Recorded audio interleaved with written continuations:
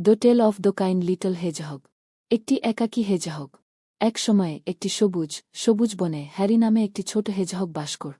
Harry সদয় এবং নম্র ছিলেন, কিন্তু তিনি খুব একাকী ছিলেন কারণ তার কাঁটাচামচগুলি তার পক্ষে বন্ধুত্ব করা কঠিন করে তুলেছে।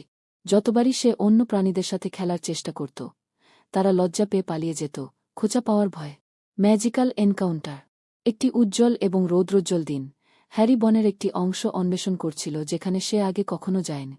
তিনি একটি সুন্দর, ঝকঝকে পুকুরে হোঁচট খেয়েছিলে।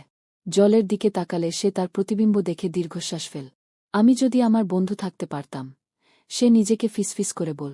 ঠিক তখনই পুকুরের উপরে একটি ছোট, ঝিকিমিকি পরী হাজি। হ্যালো হ্যারি, সে একটি উষ্ণ হাসি দিয়ে বল। আমি বনের পরী, এবং আমি আপনার ইচ্ছা শুনেছি। পরীর উপহার। অরণ্যের পরী মৃদুভাবে কাছের একটি পাতায় অবতরণ করে বলল, হ্যারি, তোমার কোল কাটা হতে পারে, কিন্তু তোমার হৃদয় সদ। আমি তোমাকে একটি বিশেষ উপহার দেব। তুমি যখনই চাও তোমার কোল নরম করার ক্ষমতা। খুশিতে হ্যারির চোখ বড় হয়ে গেল। আপনাকে ধন্যবাদ পরী, সে চমকে উঠল। তার জাদুদণ্ডের ঢেউ দিয়ে পরী হ্যারিকে তার ইচ্ছা দান করে এবং বনে অদৃশ্য হয়ে গেল। বন্ধু বানানো। তার নতুন ক্ষমতা সম্পর্কে উত্তেজিত হ্যারি দ্রুত অন্যান্য প্রাণী খুঁজতে গিয়েছিল। তিনি একদল খরগোশকে খেলতে দেখে তাদের কাছে গেলে।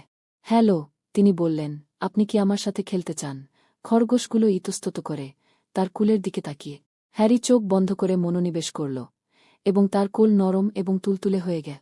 খরগোশ বিস্মিত হয়েছিল এবং হ্যারিকে তাদের সাথে যোগ দিতে স্বাগত জানা। তারা সারা বিকেল একসাথে খেলেছে, হাসছে এবং মজা করছে। একটি সাহায্যকারী হেজহগ। হ্যারির দয়া সেখানে থামেন। একদিন একটি ছোট পাখি তার ডানায় আঘাত করে এবং তার নিড়ে ফিরে উঠতে পারেন। হ্যারি আলতো করে পাখিটিকে তার পিঠে নিয়ে গেল। তার নরম কোমল একটি নিখুঁত, আরামদায়ক বিছানা তৈরি করেছে।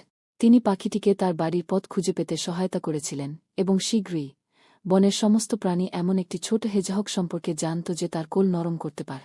বন্ধুদের হৃদয়ে ভরপুর। হ্যারি আর একাকী ছিল না। তার অনেক বন্ধু ছিল যারা তাকে তার সদহৃদয় এবং কোমল স্বভাবের জন্য ভালবাস।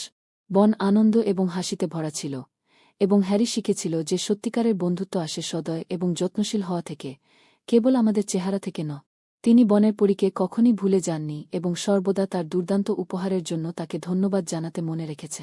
এবং তাই হ্যারি দ্য হেজহগ সুখের সাথে বসবাস করতেন, বন্ধুদের দ্বারা পরিবেষ্টিত, এবং তিনি যেখানেই যান সেখানেই দয়া ছড়িয়েছিলে।